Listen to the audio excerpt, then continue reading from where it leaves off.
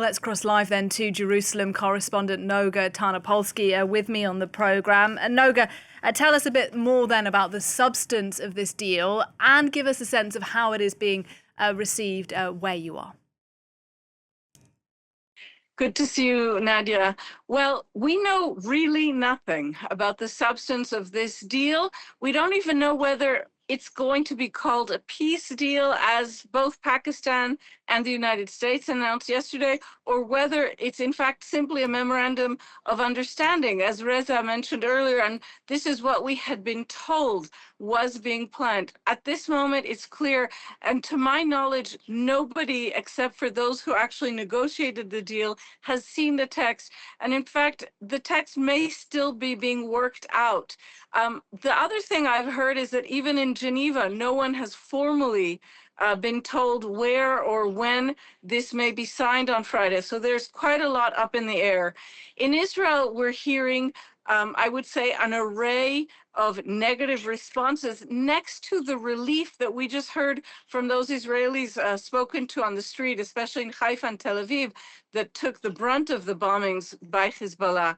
So the government is deeply embarrassed. The Israeli government has basically had its hands forced by this deal. It was not a party to the deal, and yet the United States is considering Israel obliged to its terms.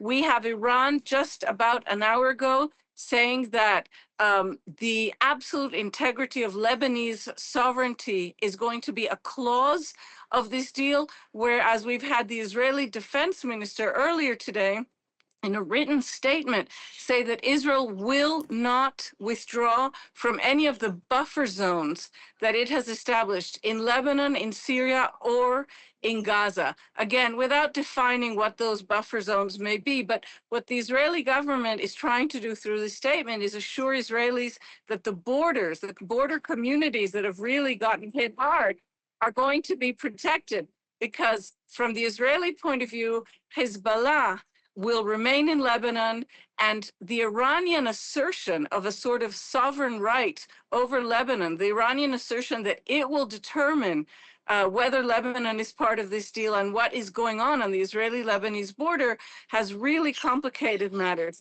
For Israeli security officials, not for the government, for Israeli security officials, there are other concerns, much more practical, and that is simply that neither Iran's nuclear program nor its ballistic missile production is apparently under discussion, and there's no clear pathway to any satisfactory resolution for those matters.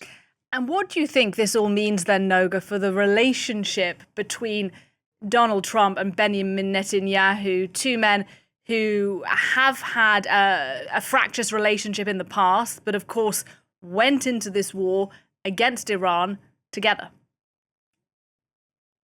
That's exactly right. On February 28th, we had the two of them very victoriously announcing that their main aim of this jointly launched war, the very first time the United States and Israel have launched a war or actually participated together in a war, that its main aim was going to be regime change in Iran. On those terms that they set out, they have both failed. And that is one of the reasons that Iran is now acting as if it is victorious, because on the terms Trump and Netanyahu set, Iran has been victorious.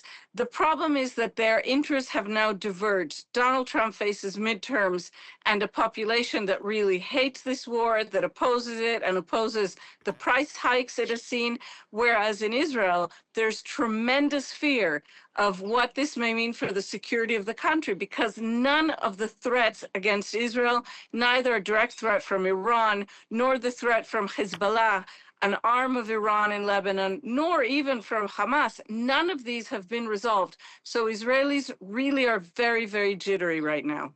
All right.